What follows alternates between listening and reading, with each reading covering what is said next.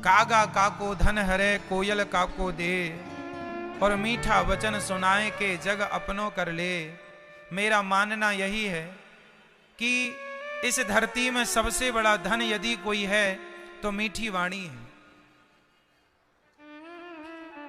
हम आपको पैसे नहीं दे सकते, हम आपकी सेवा नहीं कर सकते, कुछ नहीं कर सकते, तो दो मीठे वचन बोलकर ही आपको प्रसन्न कर दें, ये कम सेवा है क्या? आप किसी को कुछ नहीं दे सकते तो मीठे शब्द दे दीजिए, मीठी वाणी कह दीजिए, आदर दीजिए, सम्मान दीजिए, इतना ही बहुत है। आज का आदमी धन दौलत का भूखा नहीं है, आज का व्यक्ति सम्मान का भूखा है। आपने प्यार से हंसकर बात कर ली, आपने सामने वाले को आदर दे दिया, वो खुश है। कोई पैसा लेने नहीं आता, कोई धन का भूखा नहीं है, सब अपने स्वाभिमान से जीते हैं, स्वाभिमानी है और सम्मान चाहते हैं सब लोग। तो हम सबको चाहिए कि हम एक दूसरे को सम्मान देना सीखें, आदर सबके लिए हो। हम छोटों का भी आदर करें, बड़ों का भी आदर करें, बराबर के लोगों का भी आदर करें। और एक चीज याद रखिएगा, आपके काम आएगी जीवन भर, कि सम्मान देने से ही सम्मान बढ़ता है। यदि आपने सबको सम्मान दिया है तो आपका भी सम्मान होगा, और आपने किसी का सम्मान किया नहीं तो आपका सम्मान कौन करेगा? इसलिए जो जैसा बोता है वो वैसा काटता है। इसलिए अच्छा दीजिए, अच्छी बातें सबसे बोलिए, अच्छा कहिए। कल हम लोगों ने सुना कि राजा परीक्षित को 7 दिन में मरने का श्राप लगा। परीक्षित ने कलयुग को 4 कमरे बनवाए हैं। कहां कहां रहता है कलयुग? द्यूतम पानम स्त्रियः सूना यत्रा धर्मश्च चतुर्विधा। कलयुग का पहला ठिकाना द्यूतम, द्यूतम बोले तो जुआ, जहां जुआ होता है वहां कलयुग होता है। इसलिए अपने बच्चों को इस बुरी आदत से, बुरी संगत से बचाइएगा। द्यूतम मीन्स जुआ से बचाइएगा। कलयुग का पहला ठिकाना है जुआ। कौरवों ने क्या खेला था? कौरवों ने क्या खेला था? जुआ। सर्वनाश हुआ कि नहीं? कौरवों के जुआ खेलने से सर्वनाश हुआ। इसलिए आप अपने बच्चों को ऐसे संस्कार दो कि उनके अंदर जुआ खेलने की आदत ना बने, वो जुआ ना खेले। द्यूतम, कलयुग वही है जहां जुआ है। दूसरा स्थान है पानम। पानम बोले तो शराब। शराब, शराब क्या है? हमारी बुद्धि को शून्य कर देती है शराब। सोचने समझने निर्णय लेने की क्षमताएं नष्ट हो जाती हैं, वो अपने ढंग से काम कराती है। इसलिए शराब से बच जाओगे तो भगवान तक पहुंच जाओगे, और यदि शराब में उलझ गए तो ना घर के रहोगे ना घाट के। शराब पीने वाले लोग बड़े परेशान होते हैं। उन्हें लगता है कि वो शराब पीकर अच्छा कर रहे हैं। अरे भाई, शराब की बोतल में ही लिखा है शराब पीना स्वास्थ्य के लिए हानिकारक है। यदि अच्छी होती तो बोतल पे ये लिखा होता कि शराब पीना बहुत अच्छा है। लेकिन कंपनी खुद लिख रही है शराब पीना स्वास्थ्य के लिए हानिकारक। इसलिए शराब ना पी जाए। शराब के बिना जिंदगी बहुत अच्छी चलती है। बहुत लोग हैं जो शराब नहीं पीते, बड़े खुश हैं। कितने लोग हैं जो शराब पीते थे पर कथा से शराब को छोड़ दिया, और आज शराब पीकर वो जितने दुखी थे आज शराब छोड़कर वो उतने सुखी हो गए हैं। ये शराब त्याग देना ही हम सबकी भलाई है। देखो ना, आप किसी भी शराबी से पूछ लीजिएगा कि तुम अपने बेटे को क्या शराब पिलाना पसंद करोगे? तो हर शराबी बाप यही कहेगा, मैं अपने बच्चों को शराब नहीं पिलाऊंगा। यदि अच्छी होती तो तुम अपने बच्चों को भी पिलाते, पर तुम्हें डर लगता है कि मेरा बेटा शराबी ना बन जाए। मतलब गलत है ना शराब? बुरी है ना शराब, इसलिए तो कोई बाप अपने बेटे को शराब पिलाना नहीं चाहता, इसलिए तो कोई माँ अपने बेटे को शराब पिलाना नहीं चाहती। अच्छी होती तो माँ ना पिलाती, अरे दूध अच्छा है इसलिए माँ दूध पिलाती है, रोटी अच्छी है इसलिए माँ रोटी खिलाती है। हमारे स्वास्थ्य के लिए शराब अच्छी नहीं है भाई, अच्छी होती तो माता पिता ही अपने बच्चे को शराब पिलाते। इसलिए जो अच्छी नहीं है उसका पक्ष ना लीजिए। शराब किसी के लिए अच्छी नहीं है। आजकल तो शराब पीना फैशन बन चुका है। बड़े बड़े शहरों में बड़े बड़े पैसे वाले लोग, यदि आप शराब नहीं पीते ना तो वो आपको मानते हैं, अरे ये तो कुछ नहीं जानता, ये तो अनपढ़ है, ये तो गंवार है। देखो कितनी गंदी सोच बन गई समाज की कि जो शराब पी रहे हैं वो लोग अपने आप को इंटेलिजेंट पढ़ा लिखा मान रहे हैं, और जो शराब नहीं पी रहे हैं उनको वो हीन दृष्टि से देखते हैं कि ये तो कुछ नहीं जानते, गांव के गंवार लोग हैं ये। अब देखिए, जो आदमी शराब नहीं पी रहा है, जो अपनी जगह पर बहुत अच्छा है, आज लोग उसे गलत ठहरा रहे हैं। ये घोर कलयुग है मेरी माँ। इस कलयुग में तो हंस में भी लोग कमियां ढूंढेंगे, हंस को भी दोषी करार ठहराएंगे, दोषी कहेंगे। क्योंकि आजकल हंसों पर उंगलियां कौन उठा रहे हैं? कौआ। आज हंसों को गुनहगार साबित कौन करने में लगे हैं? कौए। जो शराब नहीं पीते वो हंस की तरह है, और जो पीते हैं वो कौए हैं। और आजकल कौआ हंस को गलत कह रहा है। देख लो क्या जमाना आ गया है, घोर कलयुग चल रहा है। आज शराब पीने वाले ना पीने वाले को गलत ठहरा रहे हैं। एक आदमी था वो शराब नहीं पीता था, उसका दोस्त था वो शराब पीता था। तो शराब पीने वाले ने कहा, यार मेरे दोस्त तू भी जरा एक पैक चढ़ा ले। उसने कहा, भाई मैं सत्संग करता हूं, मैंने सुना है कि शराब गंदी है, और जो मैं अपने बच्चों को नहीं पिला सकता वो मैं क्यों पीऊं? मैं पीऊंगा तो कल मेरे बच्चे पिएंगे, उन बच्चों के भविष्य को बिगाड़ने का जिम्मेदार मैं ही बनूंगा। तो मैं अपने बच्चों का भविष्य बिगाड़ नहीं सकता, मैं शराब नहीं पीता। तो उसके दोस्त हंसने लगे, बोले आज के जमाने में तू ऐसी बातें करता है? बोले भाई साहब, जमाना आज का हो या कल का, अच्छाई तो अच्छाई ही रहेगी, सत्य तो सत्य रहेगा। मानो ना मानो, ये पृथ्वी आज टिकी हुई है तो शराब पीने वालों के कारण नहीं, बल्कि शराब ना पीने वालों के कारण ये पृथ्वी टिकी हुई है। नहीं तो कल कब की रसातल में चली जाती। एक बात बताऊं मेरी मां, दुनिया कितनी भी बड़ी हो, मेरा भारत देश जो है ना, अमेरिका, जापान, लंदन, इंग्लैंड इत्यादि तमाम, चाइना इत्यादि तमाम देश जो हैं, इन देशों में लोगों के पास पैसा बहुत है, पर जाके आप मिलिएगा कभी उन लोगों से, वो लोग खुश नहीं हैं।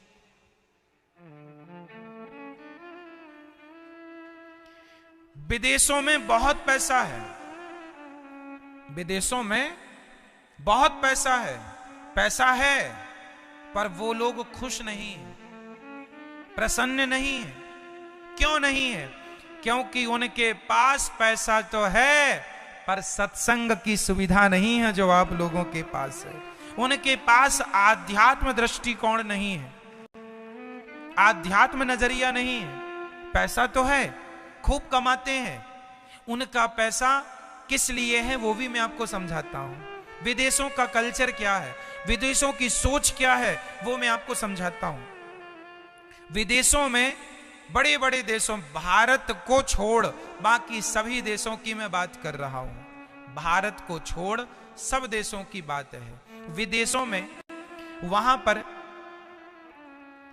एक लड़की अमेरिका, इंग्लैंड, जापान, पेरिस इत्यादि देशों में, जर्मनी, जापान इत्यादि देशों में, मेरी माँ, जब लड़की 18 साल की होती है ना, तब वो अपने घर से सदा सदा के लिए निकल जाती है। विदेशों का कल्चर बोल रहा हूं। वहां लड़की जब 18 साल की होती है तो वो अपने घर से सदा सदा के लिए निकल जाती है।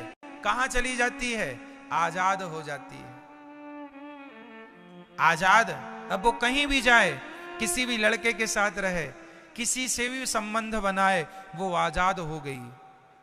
बस वो सारी जिंदगी, अब वो लड़की और लड़का भी 18 साल का हुआ, आजाद हो गया। अब वो किसी भी स्त्री के संग रहे, उसके माँ बाप कुछ नहीं कह सकते। विदेशों का ये कल्चर है वहां आज भी वर्तमान में। तो वहां की लड़की 18 साल की, लड़के 18 साल के हुए, तो वो अपने स्वतंत्र होके केवल भोगी बनकर भोग भोगते हैं। बस उनका एक ही काम है, पैसा कमाना, मस्ती से खाना और भोग भोगना। उनके 3 ही काम हैं, कमाना, खाना और भोग भोगना। ये उन लोगों के काम। क्यों? वो इससे ज्यादा की सोच नहीं रखते, वो इससे ज्यादा सोचते नहीं है। विदेशों में मातृदेवो भव ये कोई नहीं जानता। मां भगवान होती है, ऐसी बातें वहां सुनने में कभी नहीं आती। वहां कोई बेटा अपनी मां की सेवा नहीं करता, वहां कोई बेटा अपने बाप के पांव नहीं दबाता, ना सेवा करता। वहां तो 18 साल का हुआ तो बाप कहां है, मां कहां है, कोई लेना देना नहीं। वहां की स्त्रियां हर साल एक नया पुरुष लेके आ जाती हैं, हर साल एक नया पुरुष।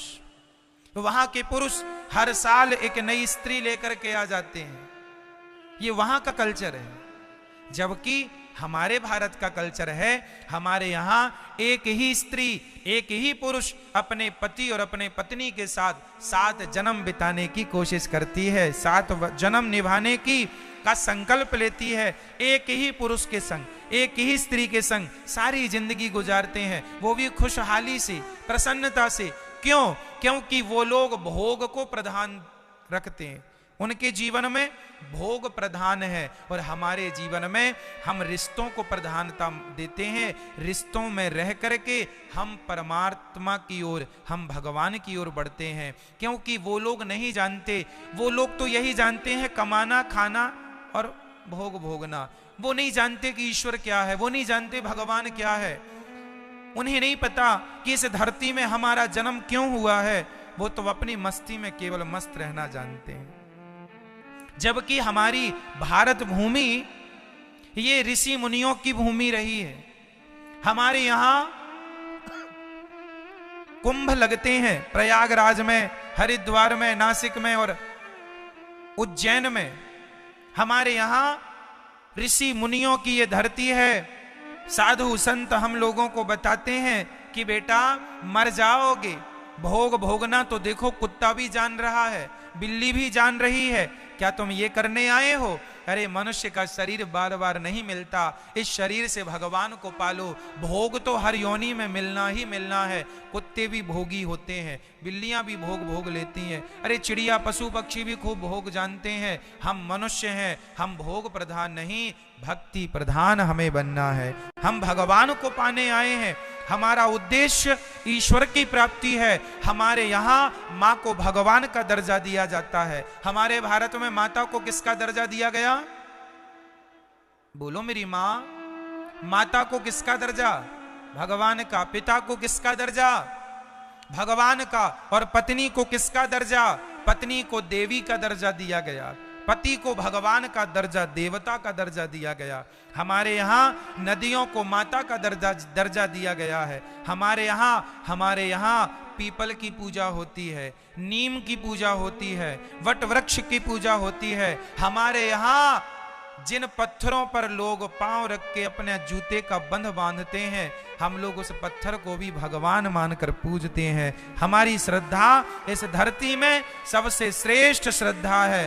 भारत के विचार इस धरती के सर्वश्रेष्ठ विचार रहे हैं। एक भारत ही एक ऐसा देश है जो वसुधैव कुटुंबकम की बात करता है। हमारे लिए तो पूरी दुनिया, पूरा विश्व परिवार है। चाइना कुत्ते को मार कर खा जाते हैं, हमारे यहां कुत्ते के लिए रोटी निकाली जाती है। आखिरी रोटी किसकी? पहली रोटी किसकी? अन्य लोग गाय को मार कर खा जाते हैं, अन्य लोग गाय को मार कर खा जाते हैं, कुत्ते को मार कर खा जाते हैं। हमारे यहाँ गाय को माता और कुत्ते में भी ईश्वर का दर्शन करने की विधा रही है, कुत्ते को भी रोटी देने की विधा रही है। कुत्ते को हमारे यहाँ चींटियों के लिए दाना डाला जाता है, हमारे यहाँ चिड़िया के लिए दाना छत में रखा जाता है। ये भारत में ही हो सकता है, नहीं दुनिया के लोग परिंदा और पक्षियों के लिए बंदूक रखते हैं, हमारे यहाँ परिंदा पक्षियों के लिए दाना रखते हैं। ये अपनी अपनी सोच है, ये अपने अपने संस्कार हैं। भारत की सभ्यता, भारत की संस्कृति सर्वश्रेष्ठ संस्कृति है। माना कि कोई पैसे में बड़ा हो गया तो हो जाने दो भाई साहब, हमने पैसा चाहा ही कब है, हमने तो परमात्मा को चाहा है। पैसे की तरफ ध्यान दिए होते तो हम भारत के लोग आज बहुत पैसे वाले होते, पर हमने पैसे की तरफ ध्यान दिया नहीं। हमारा लक्ष्य पैसा कमाना नहीं, हमारा लक्ष्य तो मीराबाई कहती है, पायो जी मैंने राम रतन धन पायो, उसका लक्ष्य ही भगवान है। तो जिसका लक्ष्य ईश्वर है वो पैसे में मन क्यों लगाएगा। इसलिए हमारे यहाँ पैसे की महिमा नहीं, भगवान की महिमा है। दुनिया में पैसे की महिमा है, दुनिया में पैसे की महिमा है, हमारे यहां भगवान की महिमा है। हम लोग ज्यादा खुश रहते हैं। कई लोग कहते हैं कि अमेरिका तो पूजा नहीं करता भगवान की, इंग्लैंड के लोग तो पूजा पाठ नहीं करते, वो सुखी हैं, और भारत के लोग तो पूजा पाठ करते हैं ज्यादा फिर भी दुखी हैं। तो मैं आपको बताऊं कि यह प्रश्न गलत है। कैसे गलत है समझिएगा। अमेरिका के लोग, जापान, इंग्लैंड इत्यादि देशों के लोग वो धन से संपन्न है, वो मन से संपन्न नहीं है मेरी मां, वो मन से सुखी नहीं है। देखो धनी व्यक्ति देखने में लगता बड़ा धनी, बड़ा सुखी होगा, पर उससे जाकर पूछो भाई साहब आप सुखी हैं, बोलो सुखी हैं, वो अंदर से सुखी नहीं है। बड़े बड़े महलों के बड़े बड़े दरवाजे तो हैं, देखने में लगता बड़ा पैसे वाला है, अंदर जाकर देखो परेशान है। तो दुनिया के लोग परेशान हैं, पैसा तो है पर शांति नहीं है, घुट घुट के जी रहे हैं, परेशान हैं। जबकि हमारे भारत के लोग भले पैसा नहीं है, गरीबी है, पर फिर भी प्रसन्न है। हम तो देखते हैं कि एक सज्जन अपनी पत्नी को साइकिल में लेके जा रहे थे, उनकी पत्नी साइकिल पर बैठी पीछे, वो अपने पति साइकिल चला रहा, पत्नी साइकिल के पीछे कैरियर पर बैठी है और पत्नी हंसती मुस्कुराती जा रही है। उसकी हंसी देखकर लगा एक बार हमें, एक साइकिल पे पति पत्नी जा रहे थे और वो दोनों इतने खुश थे, इतनी अच्छी उनकी मुस्कान थी, ऐसा लग रहा था कि करोड़पति अरबपति भी इनके सामने गरीब हैं। ये लोग देखो साइकिल में भी चलते हुए इतने खुश हैं कि इनकी खुशी के आगे तो करोड़पति भी फीके पड़ रहे हैं। जो करोड़पति करोड़ पाकर भी इतने ना मुस्कुराते हंसते प्रसन्न होते होंगे, ये लोग सुखी हैं। तो सबसे बड़ा धन पैसा नहीं है, सबसे बड़ा धन है होठों की प्रसन्नता। व्यक्ति जिसमें प्रसन्न रहे वो धन है। और हमारे यहाँ साधु संत हमें यही सिखाए, ये भक्ति भूमि है, यहाँ तो प्रेम होता है भगवान से। भक्ति यहाँ तो कुछ नहीं है फिर भी प्रसन्न है, खुश है। इसलिए खुश रहा करिए, प्रसन्न रहा करिए, यही सबसे बड़ा हमारा और आपका धन है। हमारे पास करोड़ों हैं पर हम प्रसन्न तो हैं नहीं, तो करोड़ों हैं तो किस काम के, और नहीं है फिर भी हम खुश हैं तो हम धनवान हैं। बताइए इस धरती में लोग कमाते हैं किसके लिए? किसके लिए? प्रसन्नता के लिए। इस संसार में जो भी आप पाते हैं या पाने की कोशिश करते हैं, काहे के लिए? प्रसन्नता के लिए। हम खुश रहें, प्रसन्न रहें, लेकिन इतना पाकर भी आप प्रसन्न नहीं हैं तो फिर वो सब पाना बेकार है या नहीं? बोलो मेरी मां। इसलिए सबसे बड़ा धन क्या है? प्रसन्नता। क्या है मेरी मां? इसलिए मेरी मां ये समझो कि इस धरती में सबसे अमीर आप हैं, आपसे अमीर कोई नहीं है इस धरती में, ये समझो। हम प्रसन्न रहें अपने जीवन में। इस धरती में आपके पति से अच्छा किसी का पति नहीं है और आपकी पत्नी से अच्छी किसी की पत्नी नहीं है और आपके बच्चों से अच्छे किसी के बच्चे नहीं हैं, आपके घर से अच्छा किसी का घर नहीं है और आपके जीवन में